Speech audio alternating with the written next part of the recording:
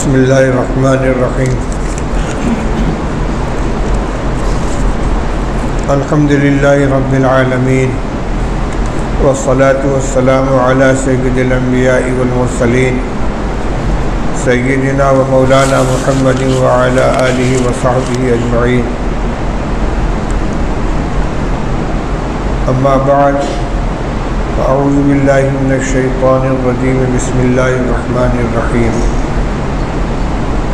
یا ایہا الذین آمنوا کتب علیکم الصیام کما کتب علی الذین من قبلکم لعلکم تتقون ایاما معدودات صدق اللہ العلی العظیم۔ بزرگان محترم، عزیزوں اور بھائیوں، ماہ مبارک کا پہلا عشرہ چل رہا ہے۔ آج رمضان مبارک کی 6 تاریخ ہو گئی، یعنی پہلا ہفتہ اختتام کے قریب ہے۔ رمضان مبارک کی آمد کا انتظار تھا، آیا اور تیزی کے ساتھ گزرنا شروع ہو گیا۔ دیکھتے دیکھتے یہ مہینہ ہم سے رخصت ہو جائے گا۔ اس مہینے کی جو اہمیت ہے، جو عظمت ہے، اس کا ہماری زندگی میں جتنا اہتمام ہونا چاہیے، حقیقت یہ ہے کہ ہم اس کا اتنا اہتمام نہیں کرتے۔ رمضان مبارک کی جو آمد ہوتی ہے اور اس میں جو اعمال اللہ جل شانہ کی طرف سے ہمیں عطا فرمائے گئے ہیں، ان کے 2 فائدے ہیں۔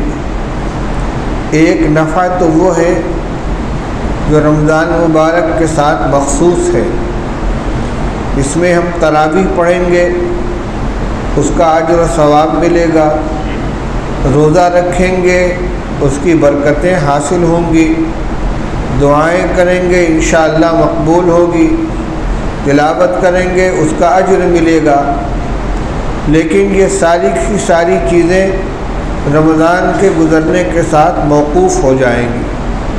تراویح کا اجر رمضان ہی تک ہے، اسی طرح روزہ اور رمضان کے جو دیگر اعمال ہیں، ان کا نفع اور ان کا اجر و ثواب رمضان کے گزرنے کے بعد موقوف ہو جائے گا۔ لیکن اللہ جل شانہ نے اس ماہ مبارک کا جو روزہ فرض کیا ہے، اس کا مقصد صرف رمضان مبارک کے اعمال کے ذریعے اجر و ثواب حاصل کرنا نہیں ہے، بلکہ ایک بہت اونچا مقصد بھی اس کے ساتھ شامل کیا گیا ہے، جس کا تذکرہ قرآن پاک کی اس آیت کے اندر ہے۔ یا ایھا الذین آمنوا کتب علیکم الصیام کما کتب علی الذین من قبلکم لعلکم تتقون، کہ اے ایمان والو، تمہارے اوپر روزہ فرض کیا گیا جیسا کہ تم سے پہلی امتوں پر فرض کیا گیا تھا، تاکہ تم متقی بن جاؤ، تمہارے اندر تقوی کی صفت پیدا ہو جائے۔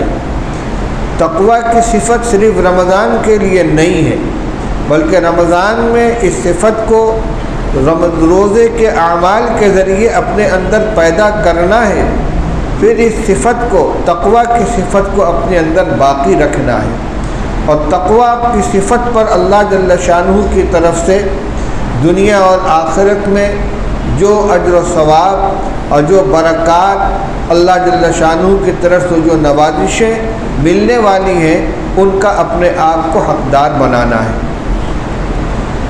یہ اصل اس کا مقصد بیان کیا گیا ہے کہ روزے کے ذریعے تمہارے اندر تقوی کی صفت پیدا کرنی ہے، اور تقوی کی صفت بہت عجیب اور بہت ہی عظیم صفت ہے۔ اللہ جل شانہ نے قرآن پاک میں جگہ جگہ تقوی اختیار کرنے کا ہمیں حکم دیا ہے۔ آپ تلاوت کرتے ہیں، کتنی جگہ یہ آیت آتی ہے، یا ایھا الذین آمنوا اتقوا اللہ وکونوا مع الصادقین، یا ایھا الذین آمنوا اتقوا اللہ ولتنظر نفس ما قدمت لغد، یا ایھا الذین آمنوا اتقوا اللہ وقولوا قولا سدیدا۔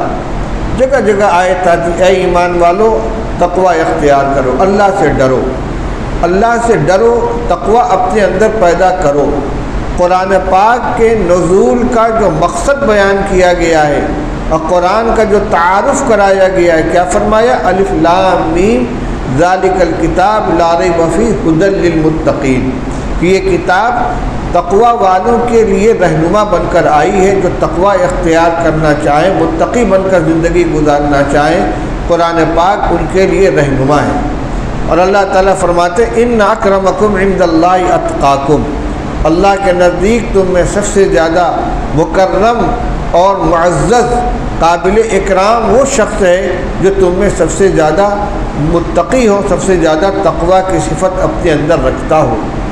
تو میرے بھائیو، یہ بہت اونچی صفت ہے، اور اسی پر اللہ کے یہاں قربت کا اور اللہ تعالیٰ کی رضامندی کا دار و مدار ہے۔ اسی کے اعتبار سے محشر کے اندر درجات متعین ہوں گے، مراتب متعین ہوں گے، جنت کے مقامات ملیں گے۔ یہ صفت روزے کے ذریعے سے اللہ تعالیٰ روزہ دار بندوں کے اندر پیدا کرنا چاہتے ہیں۔ اس کے لیے ہمیں محنت کرنی پڑے گی۔ صرف روزہ رکھ لینا یا اس معنی میں کہ صبح کو سحری کھا لی، دن بھر اپنے کام میں لگے رہے اور شام ہوئی افطار کر لیا، روزہ پورا ہو گیا، یقیناً روزہ پورا ہو گیا، فریضہ ساقط ہو گیا۔ لیکن جو صفت تقوی اللہ کی طرف سے بندوں کے اندر پیدا کیا جانا مطلوب ہے، اس کے لیے ہمیں اپنے مکمل جسم کی، اپنے خیالات کی نگرانی کرنی ہوگی، نگاہ کی بھی حفاظت کرنی ہوگی، زبان کی بھی حفاظت کرنی ہوگی، کان کی بھی حفاظت کرنی ہوگی، اپنے تمام اعضاء و جوارح کی حفاظت کرنی ہوگی۔ یہ نگاہ کسی غلط چیز پر نہ پڑے، آنکھ کسی غلط چیز کو نہ دیکھے، زبان کوئی غلط بات نہ بولے، کان سے کوئی غلط چیز نہ سنی جائے۔ اسی طرح ہمارے ہاتھ پیر سے کوئی ایسا عمل صادر نہ ہو جو اللہ کو ناراض کرنے والا، اس کے حکم کی مخالفت پر مبنی ہو۔ اس کی نگرانی کرنی پڑے گی۔ صفت تقوی از خود نہیں آ جائے گی۔ تقوی ہے کیا چیز؟ اللہ سے ڈر کر زندگی گزارنا، اس کی نافرمانی سے بچتے ہوئے زندگی گزارنا۔ ہر طرف گناہ کی دعوت دینے والی چیزیں موجود ہیں، اندر نفس موجود ہے جو گناہوں کے اوپر آمادہ کرتا ہے۔ ایک چھپا ہوا دشمن شیطان کے شکل میں ہمارے اوپر مسلط کیا گیا ہے، جو اللہ تعالیٰ کے یہاں سے قیامت تک کی مہلت لے کر آیا ہے، اور یہ اعلان کر کے آیا ہے کہ میں بنی آدم کے سامنے سے آؤں گا، پیچھے سے آؤں گا، دائیں سے آؤں گا، بائیں سے آؤں گا، وَلَأُضِلَّنَّهُمْ، اور ان کو ضرور گمراہ کروں گا۔ تو وہ لگا ہوا ہے، نفس بھی لگا ہوا ہے، شیطان بھی لگا ہوا ہے، حالات اور ماحول ہمارے گناہوں پر آمادہ کرنے والے ہمارے چاروں طرف پھیلے ہوئے ہیں۔ ان کے درمیان سے اپنے دامن کو بچاتے ہوئے گزرنے کا نام تقوی ہے۔ حضرت ابی ابن کعب رضی اللہ تعالیٰ عنہ سے حضرت عمر رضی اللہ تعالیٰ عنہ نے پوچھا تھا کہ یہ بتائیے کہ تقوی کیا چیز ہے۔ یقیناً حضرت عمر رضی اللہ تعالیٰ عنہ کا مقام حضرت ابی ابن کعب سے بڑھا ہوا ہے، اور وہ جانتے تھے کہ تقوی کسے کہتے ہیں، لیکن ان کا سوال کا مقصد ایک تو اپنے فہم کی تائید و تصدیق، دوسرے اس سوال و جواب سے لوگوں کو واقف کرانا تھا۔ پوچھا کہ تقوی کیا چیز ہے۔ حضرت ابی ابن کعب رضی اللہ تعالیٰ عنہ نے تواضع سے کام نہیں لیا کہ امیر المومنین آپ مجھ سے کیوں پوچھتے ہیں، کہ آپ نہیں جانتے؟ نہیں، انہوں نے سوال کا جواب دیا۔ انہوں نے سوال کے جواب میں خود ایک سوال کیا، کہنے لگے امیر المومنین ایک بات بتائیے کہ کیا کبھی آپ کا گزر کسی ایسے راستے سے ہوا ہے کہ جس کے چاروں جانب جھاڑیاں ہوں، کانٹے دار درخت ہوں؟ حضرت عمر رضی اللہ تعالیٰ نے فرمایا کہ بارہا ہوا ہے، چونکہ عرب کے اندر اونٹ پہ سفر کرتے تھے اور راستہ ہوتا تھا ریگستان کا، جہاں کیکر کے، ببول کے درخت کثرت سے اگے ہوئے ہوتے ہیں جس میں کانٹے ہوتے ہیں۔ ظاہر بات ہے کہ اونٹ پر بیٹھ کر جب آدمی سفر کرے گا تو تنے سے اونچا ہوگا، اور جو کانٹوں والا حصہ ہے، جھاڑیوں کا حصہ ہے، اس کے قریب سے، اس کے درمیان سے گزرے گا۔ فرمایا کہ بارہا اس طرح سے گزرنا ہوا ہے۔ حضرت ابی ابن کعب رضی اللہ عنہ نے فرمایا کہ حضرت آپ اس جگہ سے کیسے گزرتے ہیں؟ تو فرمایا کہ اپنے کپڑوں کو اور اپنے بدن کو اچھی طرح سمیٹ لیتا ہوں، اور احتیاط کے ساتھ ان کے درمیان سے نکلتا ہوں کہ کہیں کوئی کانٹا بدن کو خراش نہ لگا دے، کوئی کانٹا کپڑے کے اندر چبھ نہ جائے۔ حضرت ابی بن کعب رضی اللہ تعالیٰ نے فرمایا یہی تقویٰ ہے، یعنی جس طریقے سے آپ کانٹے دار جھاڑیوں کے درمیان سے اپنے کپڑوں کو اور اپنے بدن کو بچاتے ہوئے گزرتے ہیں، وہ کانٹے اپنی جگہ سے نہیں ہٹیں گے، نہ آپ ان کو وہاں سے ہٹا سکتے ہیں، نہ آپ ان کو وہاں سے ختم کر سکتے ہیں، وہ اپنی جگہ موجود رہیں گے۔ آپ کا کام یہ ہے کہ آپ ان کے درمیان سے بچتے ہوئے گزریں۔ آپ رک بھی نہیں کر سکتے، آپ کو چلنا بھی پڑے گا، گزرنا بھی پڑے گا۔ زندگی کی گاڑی رک نہیں سکتی، ہم اپنی زندگی کی گاڑی کو روک نہیں سکتے، یہ گزرے گی، صبح بھی آئے گی، دوپہر بھی آئے گی، شام بھی آئے گی، اور ہماری زندگی کے ایک ایک دن گزرتے چلے جائیں گے یہاں تک کہ موت کے آغوش میں پہنچ جائیں گے۔ زندگی کا یہ سفر جاری رہے گا، اور ہمارے چاروں جانب یہ کانٹے دار جھاڑیاں گناہوں کی، لہو و لعب کی، لذتوں کی، خواہشات کی پھیلی ہوئی ہیں۔ ہمارا کام یہ ہے کہ ان کے درمیان سے اپنے دامن کو بچاتے ہوئے گزریں، اس کی مشق کریں۔ اور یہ مشق رمضان مبارک کے اندر کیسے ہوتی ہے؟ آپ دیکھیے، انسان کہا جاتا ہے کہ خواہشات کا غلام ہے۔ خواہشات کو علماء نے دو قسم کے اندر منحصر کیا ہے، ایک کو شہوت بطن کہا جاتا ہے، ایک کو شہوت فرج کہا جاتا ہے۔ ایک جنسی خواہش ہے، عورتوں کی طرف مردوں کا میلان، مردوں کی طرف عورتوں کا میلان، جنسی خواہش جس کو کہتے ہیں، اس کو شہوت فرج کہا جاتا ہے، جو صحیح طریقے سے اگر پوری کی جائے تو اس کے لیے اللہ تعالیٰ نے نکاح کا نظام بنایا ہے، حلال بیوی عطا فرمائی ہے، اور اولاد کا ذریعہ بنایا ہے، عفت پاک دامنی حاصل کرنے کا ذریعہ بنایا ہے، اور گھر کو جنت کا نمونہ بنانے کا ذریعہ بنایا ہے، سکون کا ذریعہ بنایا ہے۔ وَمِنْ آيَاتِهِ أَنْ خَلَقَ لَكُم مِّنْ أَنفُسِكُمْ أَزْوَاجًا لِتَسْكُنُوا إِلَيْهَا وَجَعَلَ بَيْنَكُم مَّوَدَّةً وَرَحْمَةً۔ فرمایا کہ اللہ تعالیٰ کی قدرت کی نشانیوں میں سے ایک نشانی یہ بھی ہے کہ اس نے تمہاری جنس میں سے تمہاری بیویاں پیدا کی ہیں۔ کیوں پیدا کی ہیں؟ لِتَسْكُنُوا إِلَيْهَا، تاکہ تم کو ان سے سکون ملے، وَجَعَلَ بَيْنَكُم مَّوَدَّةً وَرَحْمَةً، اور اللہ نے تمہارے درمیان آپس میں محبت اور رحمت کا جذبہ پیدا فرمایا ہے۔ یہ اللہ کی بہت بڑی نعمت ہے، اگر اس کو صحیح طریقے سے برتا جائے، صحیح طریقے سے استعمال کیا جائے۔ لیکن اگر انسان اپنی اس خواہش کو، جس کے پورا کرنے کا اللہ تعالیٰ نے جائز نظام بنایا ہے، غلط طریقے سے پورا کرنا چاہے تو اس کے ہزاروں راستے ہیں۔ فرمایا العینان تزنیان وزناہما النظر والرجلان تزنیان وزناہما المشی والیدان تزنیان وزناہما البطش والفرج یصدق ذلك او یکذب او کما قال رسول اللہ صلی اللہ علیہ وسلم۔ فرمایا آنکھیں زنا کرتی ہیں، ان کا زنا نامحرم کو گھورنا ہے، دیکھنا ہے۔ پیر زنا کرتے ہیں، ان کا زنا غلط جگہ پر چل کر جانا ہے۔ ہاتھ بھی زنا کرتے ہیں، ان کا زنا غلط چیز کو ہاتھ لگانا ہے، نامحرم کو چھونا ہے۔ پھر شرمگاہ اس اقدامی اور ابتدائی زنا کی تصدیق کر کے عملی زنا میں مبتلا کر دیتی ہے، شرمگاہ یا روک دیتی ہے۔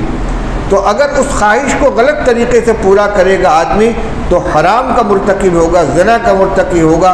جِنَّهُ كَانَ فَاحِشَةً وَمَقْتًا وَسَاءَ سَبِيلًا، جو بے حیائی کا کام ہے، اللہ کی ناراضگی کا عمل ہے، اور بہت غلط طریقہ ہے جس کا قرآن میں تذکرہ کیا گیا۔ ایک یہ شہوت ہے جس کو شہوت فرج کہا جاتا ہے، دوسری شہوت بطن ہے، پیٹ کی خواہش۔ پیدا ہونے کے بعد سے لے کر مرنے کے وقت تک انسان کھانے اور پینے کا محتاج ہے۔ اللہ نے عجیب نظام بنایا ہے، نہ جانے کتنے ہزار من اور ٹن غذا ایک انسان بچپن سے لے کر بڑھاپے تک کھا جاتا ہے، کتنے ہزار گیلن پانی پی جاتا ہے۔ یہ پانی بدن میں جاتا ہے، کچھ جزء بدن بنتا ہے، کچھ نکل جاتا ہے۔ غذا پیٹ میں جاتی ہے، کچھ ہضم ہو کر جزء بدن بنتی ہے، خون بنتی ہے، عورتوں میں دودھ بنتی ہے، اور باقی غلاظت کے ذریعے، پسینے کے ذریعے اور دیگر فضلات کے ذریعے خارج ہو جاتی ہے۔ تو یہ شہوت بطن انسان کے ساتھ لگی ہوئی ہے۔ اسی پیٹ کی خواہش کو پورا کرنے کے لیے اگر آدمی حلال ذریعہ اختیار کرے، اللہ نے مقدر کی جو روزی لکھی ہے اس کو حلال کے ذریعے حاصل کرنے کی کوشش کرے، تجارت کرے، مزدوری کرے اور کوئی ذریعہ اختیار کرے تو اس کی ضرورت پوری ہوگی، حرام سے بچے گا، گناہ سے بچے گا۔ لیکن اگر نفس کا اور خواہش کا غلام بن کر حلال و حرام کی تمیز اٹھا کر آدمی بس اس چکر میں پڑ جائے کہ مال آنا چاہیے، جس راستے سے بھی ہو، حلال کی پرواہ نہیں، حرام کی پرواہ نہیں، جائز ناجائز کے درمیان کوئی امتیاز نہیں، تو پیٹ کی یہ خواہش جس کو شہوت بطن کہتے ہیں حرام ذریعے سے پوری ہوگی۔ اللہ تعالیٰ نے روزے کے ذریعے ہمیں اس کی مشق کرائی ہے۔ بیوی گھر میں موجود ہے، کوئی مانع نہیں ہے، کھانا گھر میں موجود ہے، پانی موجود ہے، لیکن اللہ نے ہمیں اس بات کا مکلف کیا ہے کہ صبح صادق ہونے کے وقت سے لے کر غروب آفتاب تک اپنی ان جائز خواہشات کو، ایک شہوت فرج ہے جو اپنی گھر والی سے پوری کی جا سکتی ہے، ایک شہوت بطن ہے جو کھانے پانی کے ذریعے پوری کی جا سکتی ہے، ساری چیزیں گھر میں موجود ہوتے ہوئے، دسترس میں ہوتے ہوئے، بغیر کسی رکاوٹ کے اگر استعمال کرنا چاہے تو اس پر قدرت رہتے ہوئے اپنے اختیار سے ان چیزوں سے رکو۔ ایسا نہیں ہے کہ خواہشات ختم ہو جاتی ہیں، بھوک نہیں لگتی انسان کو رمضان میں، پیاس نہیں لگتی انسان کو، ایسا نہیں ہے۔ گرمی کا روزہ 14 گھنٹے کا ہوتا ہے، پیاس کا بھی تقاضا ہوتا ہے، کھانے کا بھی تقاضا ہوتا ہے، اور اگر تندرست اور جوان انسان ہے تو اپنی جو جنسی خواہش ہے وہ بھی بیدار ہوتی ہے، لیکن اپنے اختیار سے اپنے آپ پر کنٹرول کر کے، اپنے پر قابو رکھ کے آدمی اپنی شہوت بطن اور شہوت فرج دونوں کی تکمیل سے اپنے کو باز رکھتا ہے۔ کیوں؟ اس لیے کہ اللہ تعالیٰ نے عارضی طور پر صبح سے لے کر شام تک، سحری سے لے کر افطار تک ہمارے لیے ان چیزوں کے اوپر پابندی لگا دی ہے۔ اللہ کی حلال کی ہوئی چیز جو عام حالات میں جائز ہے، رمضان میں اللہ کی پابندی کی بنا پر ہر ایمان والا، ہر مسلمان اپنے اختیار سے ان کے اوپر پابندی لگا لیتا ہے۔ کوئی محتسب نہیں ہوتا، کوئی نگراں نہیں ہوتا، کوئی ٹوک ٹاک کرنے والا نہیں ہوتا، خلوت ہو یا جلوت ہو، مجمع ہو یا تنہائی ہو، آدمی گھر میں اکیلا ہو یا لوگوں کے سامنے ہو، کبھی خیال بھی نہیں آتا کہ لا چپکے سے کچھ کھا لے یا چپکے سے کچھ پی لے۔ کیوں؟ اس لیے کہ جانتا ہے کہ کوئی دیکھے نہ دیکھے اللہ دیکھ رہا ہے۔ اللہ نے منع کیا ہے ہمیں، یہ صرف کسی رسم کی تکمیل نہیں ہے، اسی تصور کو تازہ کر کے ہمیں روزہ رکھنا ہے۔ روزے کے ذریعے سے تقویٰ کی صفت انسان میں اسی طرح سے آئے گی کہ ہر وقت یہ استحضار رہے کہ اللہ نے منع کیا اس لیے ہم رک رہے ہیں، اللہ کا حکم ہے اس وجہ سے ہم اس پر عمل کر رہے ہیں۔ تو جن چیزوں سے اللہ نے روزے کے زمانے میں وقتی طور پر منع کر دیا تھا، کیا ہو گیا؟ روزے کے زمانے میں اللہ تعالیٰ اوپر کیا لاؤڈ اسپیکر چالو ہو گیا ہے، روزے کے زمانے میں جن چیزوں سے اللہ تعالیٰ نے وقتی طور سے منع کیا ہے، جب ہم ان سے رکے ہوئے ہیں تو پھر رمضان کے اندر اس کی اچھی طرح مشق ہو جائے، اور رمضان کے گزرنے کے بعد جو اسپرٹ، جو جذبہ، جو ملکہ، جو صلاحیت، جو صفت اپنے اندر روزے کے ذریعے سے حرام سے بچنے کی، منہیات سے رکنے کی، خواہشات کے غلط استعمال پر سے اپنے آپ کو روکنے کی جو صفت اپنے اندر رمضان کے روزوں کے ذریعے پیدا کی گئی ہے، 11 مہینے اس کے اوپر عمل کرنا ہے، اسی صفت سے کام لینا ہے۔ میں نے یہی بات عرض کی تھی کہ رمضان کے جو روزے آئے ہیں، ایک تو ان کا اثر وہ ہے جو رمضان کے ساتھ مخصوص ہے کہ روزہ رکھا جائے، تراویح پڑھی جائے، تلاوت کی جائے، دعائیں کی جائیں۔ یہ اعمال رمضان کے ساتھ آئے ہیں اور رمضان کے ساتھ چلے جائیں گے، جتنا عمل کریں گے اتنا اجر و ثواب ملے گا، لیکن ان کی جو برکات ہیں، ان کے جو اثرات ہیں، ان کے جو نتائج ہیں، وہ رمضان کے بعد ہماری زندگی کے اندر باقی رہنے چاہیے۔ اور وہ اسی طرح سے ہوں گے کہ روزے کو روزے کی طرح رکھا جائے۔ رسول اللہ صلی اللہ علیہ وسلم نے ارشاد فرمایا ہے، رب صائم لیس لہ من صیامہ الا الظمأ ورب قائم لیس لہ من قیامہ الا السحر۔ بہت سے روزہ دار ایسے ہوتے ہیں جن کو اپنے روزے میں سے سوائے پیاس کے اور کچھ حاصل نہیں ہوتا، اور بہت سے رات کی عبادت کرنے والے جگنے والے ایسے ہوتے ہیں جن کو اپنی بیداری میں سوائے جگائی کے اور کچھ ہاتھ نہیں لگتا۔ کیوں؟ اس لیے کہ انہوں نے روزہ تو رکھا لیکن جھوٹ بھی بول رہے ہیں، غیبت بھی کر رہے ہیں، بد نظری کا بھی شکار ہیں، غلط خواہشات بھی ان کے دل میں پروان چڑھ رہی ہیں، اور جو چیزیں جن چیزوں سے عام حالات کے اندر رکنے کا حکم دیا گیا ہے، جو ہمیشہ کے لیے حرام ہے، انہوں نے روزہ تو رکھا لیکن صرف کھانے پینے اور صحبت سے اپنے آپ کو روکنے کا نام روزہ سمجھ لیا، تو ان کا روزہ ہو جائے گا، فرض ادا ہو جائے گا، لیکن اس کے ذریعے جو اللہ کا قرب حاصل ہوتا ہے، جو اس پر اللہ کی رضا مرتب ہوتی وہ نہیں ہوگی۔ فرمائے ان کے حصے میں صرف بھوک پیاس آئی اور اس کا جو اثر تھا وہ ان کے اوپر مرتب نہیں ہو سکا، نہ اللہ کے یہاں ان کے روزے کا وہ مقام بنا۔ اسی طرح رات کو جاگنے کا مسئلہ ہے، تراویح کے لیے ہو، نوافل کے لیے ہو، قرآن پاک کی تلاوت کے لیے ہو، تہجد کے لیے ہو، اور خاص طور سے رمضان کے آخری عشرے میں شب بیداری میں جو انسان اعمال کرتا ہے، اگر ان آداب کی رعایت نہیں کی گئی جن کا ہمیں مکلف بنایا گیا ہے، اپنی نگاہوں کی حفاظت نہیں کی، زبان کی حفاظت نہیں کی، جاگ رہے ہیں لیکن بک بک کر رہے ہیں، غیبت ہو رہی ہے، جھوٹ بول رہے ہیں، اور دیگر غلط باتوں کے اندر اپنے آپ کو مبتلا کر رکھا ہے، تو یہ جاگنا صرف جاگنے بن کر رہ جائے گا، اور اس کے ذریعے سے جو فائدہ حاصل ہونا چاہیے وہ فائدہ حاصل نہیں ہوگا۔ کیا ہو رہا ہے؟ اچھا ٹھیک ہے۔ بہرحال میری گزارش کا مقصد یہ ہے کہ رمضان مبارک کا یہ پہلا عشرہ چل رہا ہے، ایک ہفتہ تقریباً ختم ہونے کو آیا ہے، اس لیے اس جو وقت گزر گیا وہ گزر گیا، لیکن جو اوقات باقی رہ گئے ہیں ان کا ہم اہتمام کریں، اور اہتمام کس طرح کریں؟ روزے کو روزے کی طرح رکھیں، رات کی بیداری جس طرح ہونی چاہیے اس طرح سے کریں۔ ہمارا روزہ یہ ڈھیلا ہے معلوم ہوتا ہے۔ روزے کے ذریعے سے اللہ تعالیٰ جو صفت تقوی ہمارے اندر پیدا کرنا چاہتے ہیں اس صفت کو اپنے اندر پیدا کرنے کی کوشش کریں۔